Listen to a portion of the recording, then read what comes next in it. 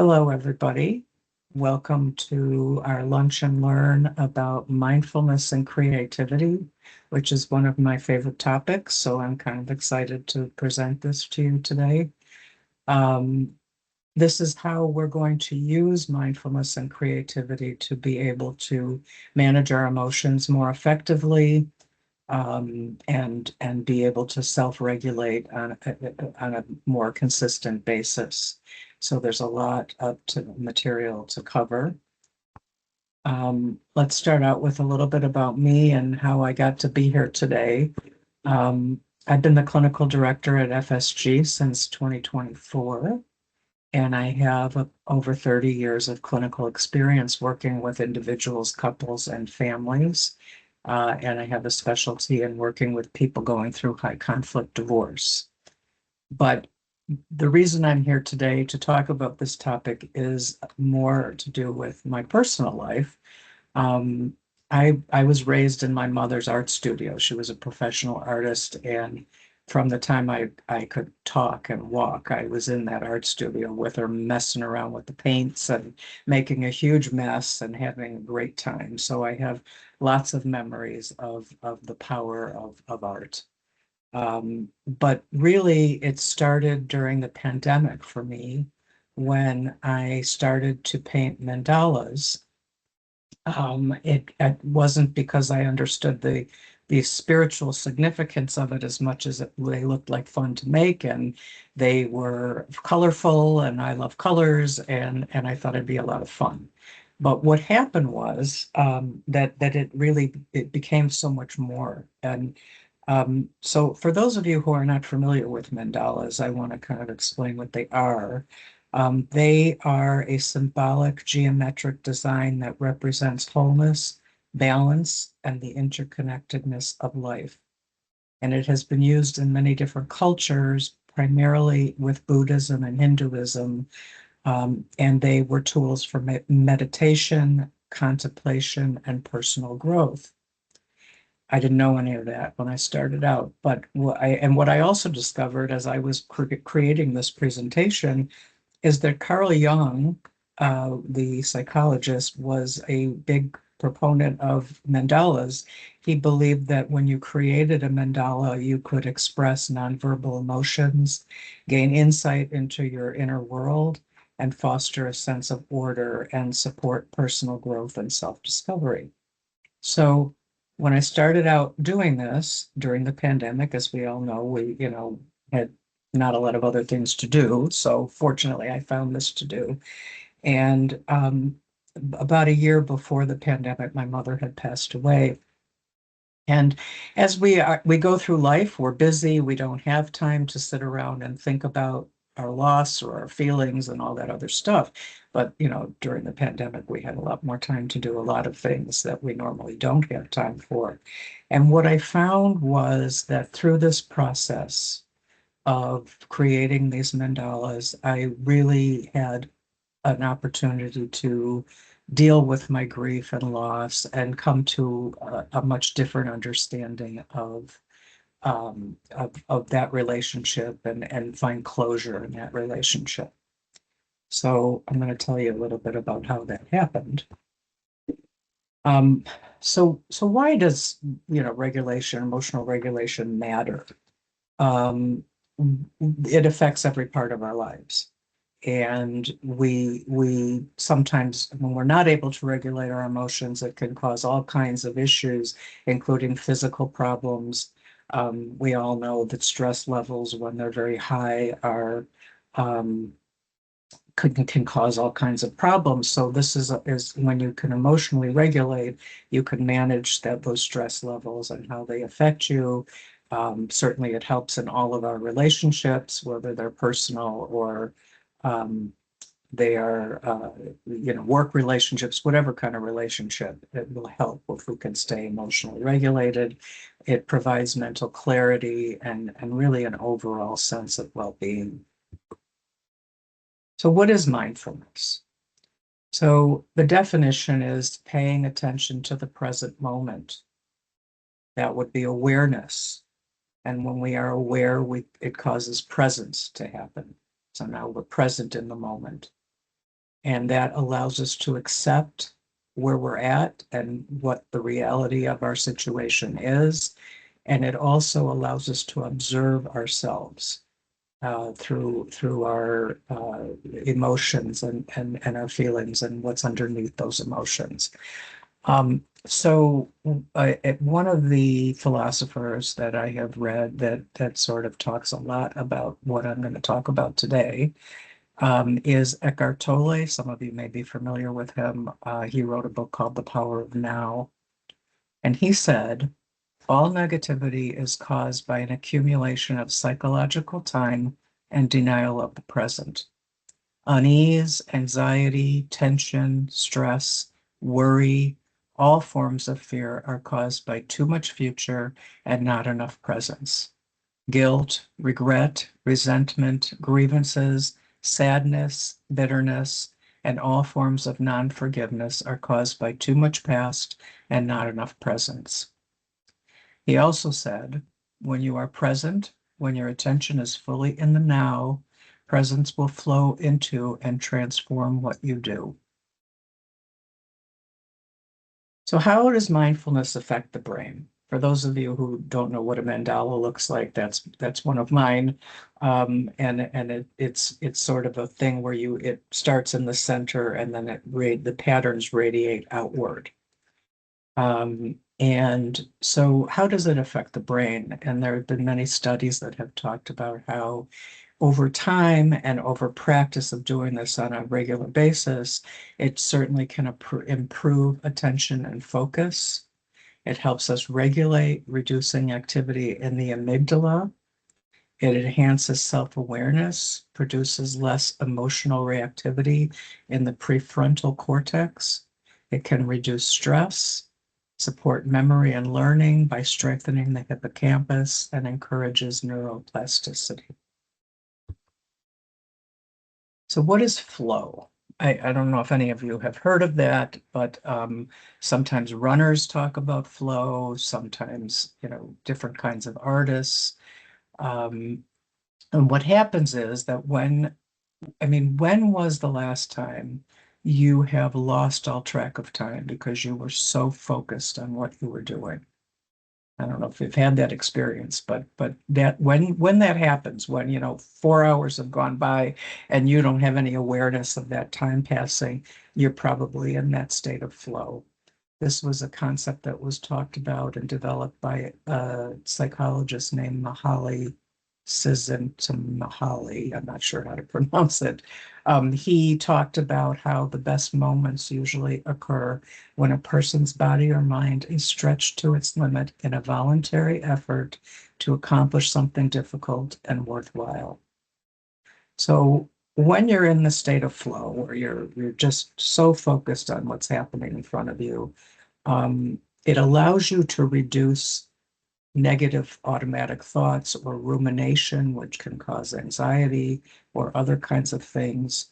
Again, being in the past or the future is what often causes us to feel anxious or other kinds of negative emotions. And so since you are in the present moment when you're doing this, it helps to kind of get rid of some of those thoughts because you can't really get to this state of mind if you have negative thoughts going on. Um, it enhances our resilience and our emotional regulation. It truly creates feelings of meaning and vitality, and helps us build confidence through mastery. It allows us to sometimes create real moments of joy in when you're really truly in that state. There's many different ways of getting to that state of flow. Music, painting, drawing, writing, cooking, dancing, sports. There's many long distance runners who have talked about sort of feeling that way. It becomes very addictive. And I think that's what, when you talk about runners who say they're addicted to running, most likely that's why, because it is such a peaceful, wonderful way to feel. How do they work together, mindfulness and flow? So mindfulness is helps us notice the present moment. And flow helps us to become fully engaged in that moment. And together they create all kinds of positive results by reducing overthinking and easing emotional distress, helping to increase focus, and then, of course, the joy and meaning that we can develop from that. The path to flow starts with attention and noticing the present moment. It creates presence, which is kind of another word for mindfulness. And then it allows us to accept what is and not fight with it. Many of us have experienced, we feel angry because today it's storming outside and we were going to go have a picnic. But being angry that you don't like the weather is really something you have no control over. So spending time worrying about it and thinking about it will make you feel really bad. But when we talk about acceptance of what is, that means that we have to accept what we can't change. So I also included another quote about this from another philosopher who comes from a very different time period than Eckhart Tolle. Eckhart Tolle talks quite a bit about Marcus Aurelius in his work. He was the Roman Empire between 161 and 180 AD. And he said, you have power over your mind, not outside events. Realize this and you will find strength.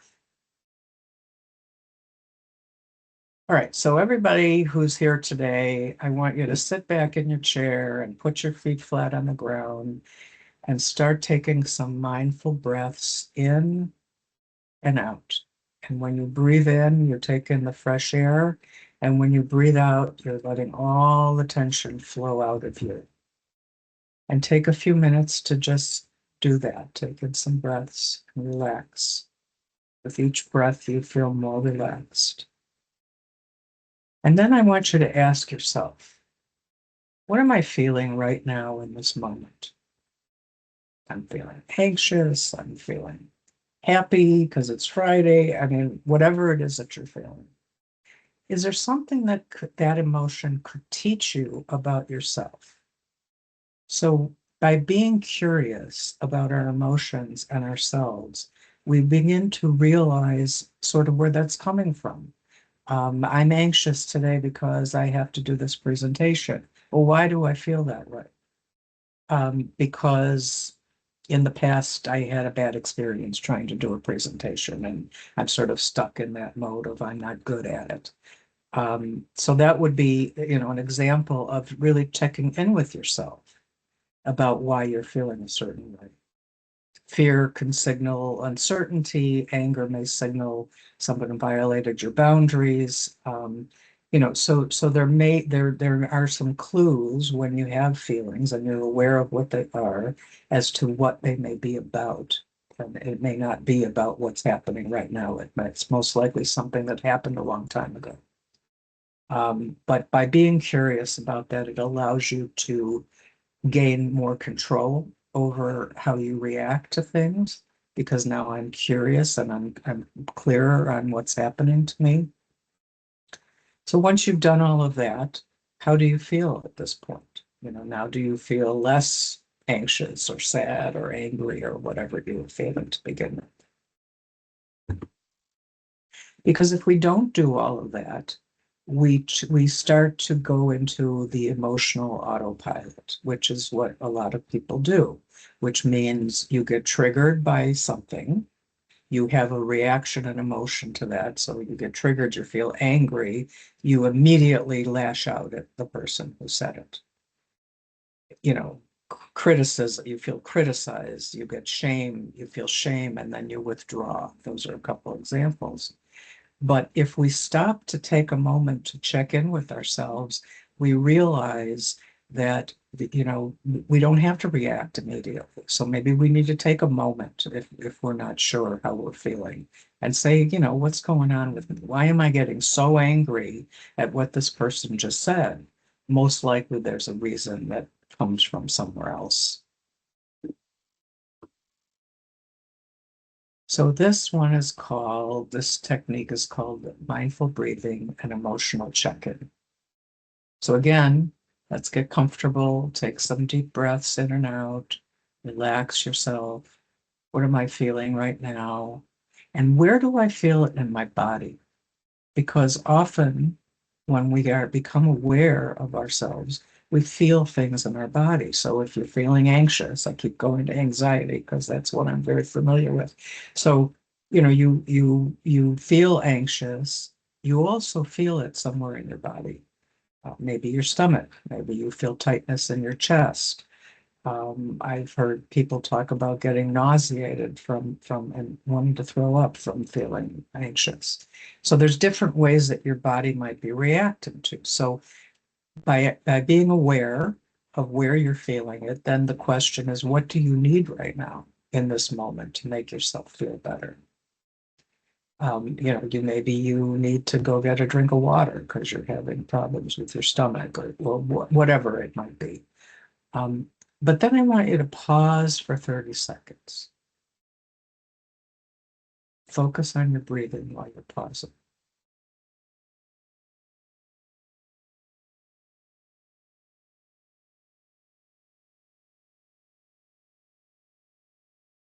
And now I want you to notice your breathing, your body, your emotional state. Has it changed any from when you first started out this exercise? Well, now I'm feeling less anxious. I'm feeling more calm, whatever the case may be. How does creativity help emotional regulation? So first of all, it helps us to metaphorically, in some cases, externalize emotions. So for example, each of the symbols that I put into the mandalas represent something about me. And so in a way, I'm symbolically externalizing myself, my emotions, what's important to me. Um, it helps us to reduce our internal pressure. Most likely, those are negative thoughts that we tell ourselves. Negative thoughts are not things that are necessarily real or true.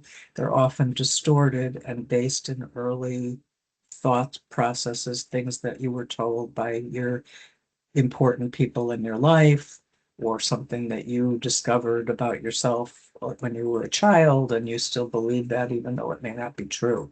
So if we take those away and take them out of your head, that will reduce that pressure that you're putting on yourself. Access insight. Going back to my mandala experience, the things that I discovered about my relationship with my mother, which obviously was complicated, as many of them are, it allowed me in this open space where I had this openness in my mind to really come up with things that were important for me to understand, which allowed me to have not only clarity, but to find closure and peace about that relationship. Um, Again, processing difficult experiences, same thing. Um, and also allowing us self-expression.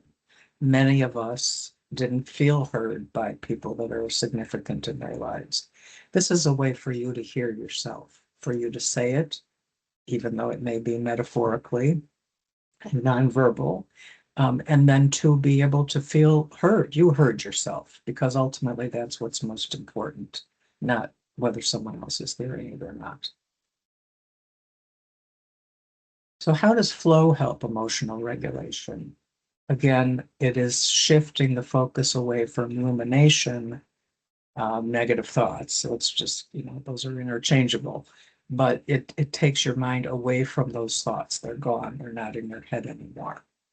It allows you to have a better sense of control, because when we're not trying to control things we can't, like other people, when we're only controlling not only our emotions, ourselves, what we're creating, what's in front of us, we have total control over that. And that often feels very soothing to have control. It helps us to build confidence.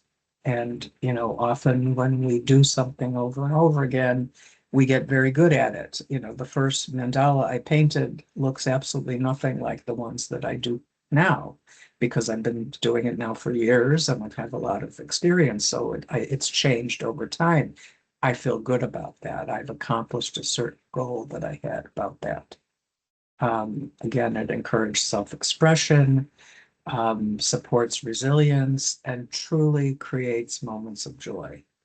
When you're in that flow state and you are in it and you are doing your thing and you're creating something or you're running or whatever you're doing, it is a very joyful feeling.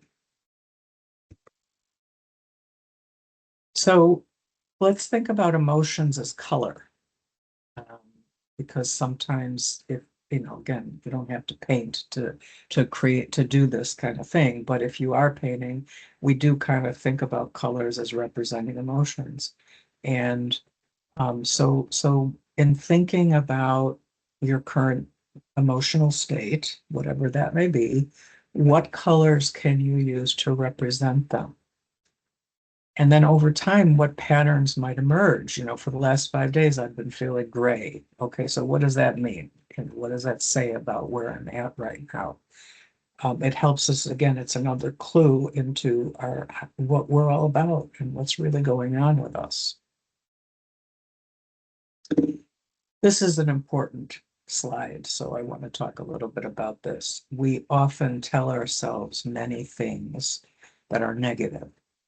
And I'm not creative. And I imagine some of you are listening to this saying, well, I'm not creative and I can't do art and I'm no good at it and I don't know how to do mindfulness and blah, blah, blah, right? We're telling ourselves all those negative things. This is a process. Now, we're not trying to create the next Mona Lisa.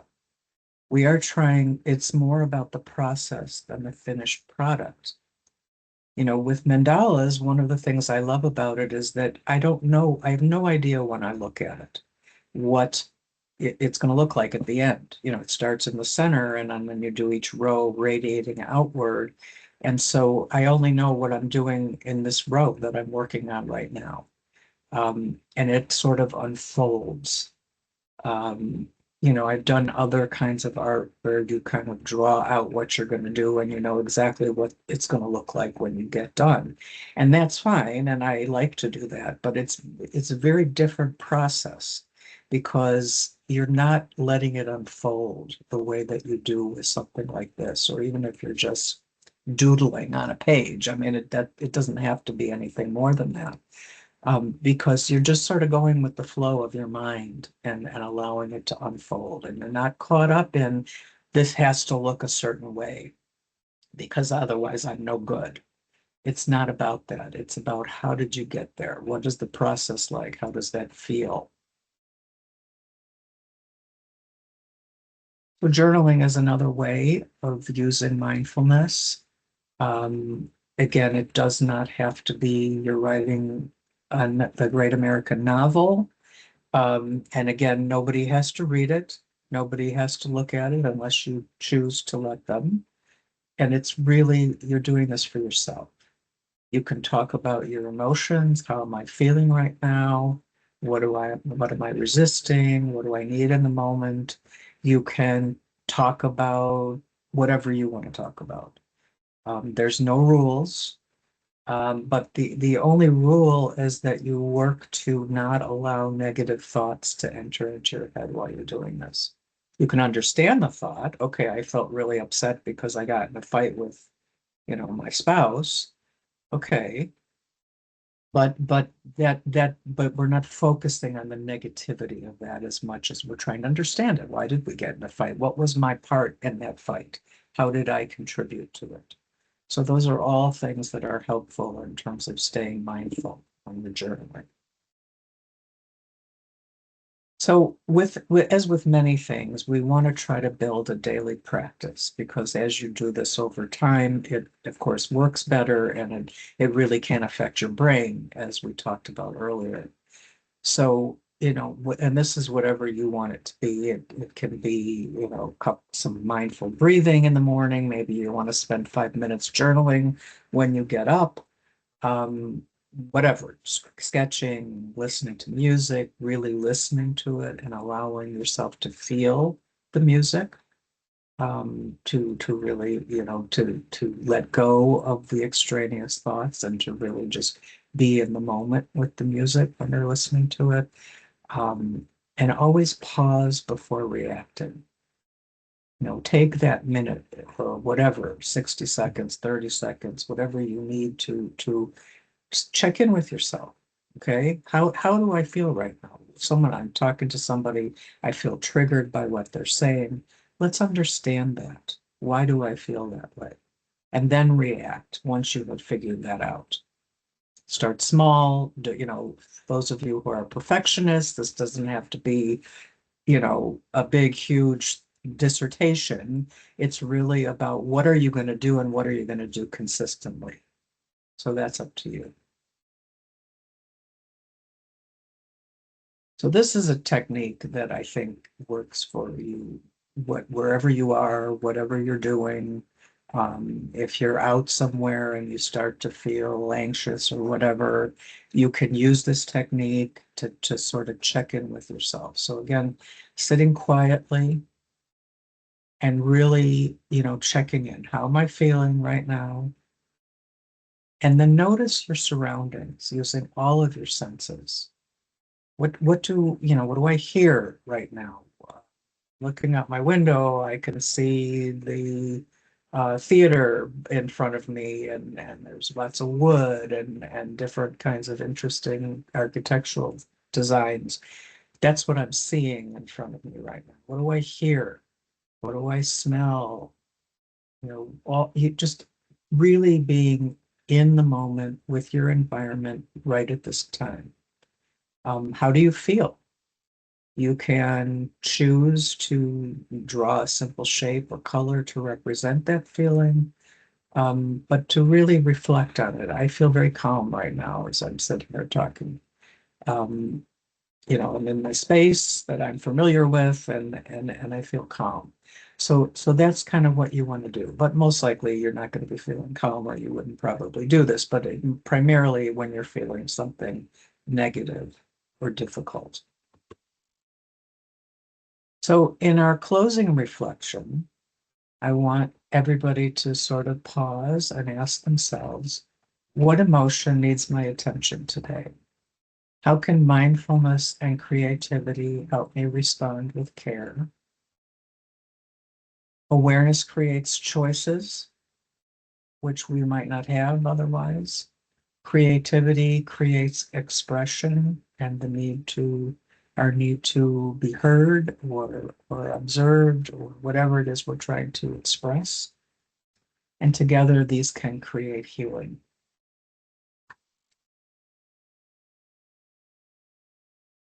So we're going to talk a little bit about FSG and the services that we provide. We provide all kinds of individual and family therapy with all ages, from young children to older adults and everything in between. We provide single session consultations if people want to check in on a certain topic. We do provide trainings and workshops, and co-parenting help, and we've been around since 1914. So that ends this part of the discussion. I'm going to stop the recording, and we can open it up for discussion and questions at this time.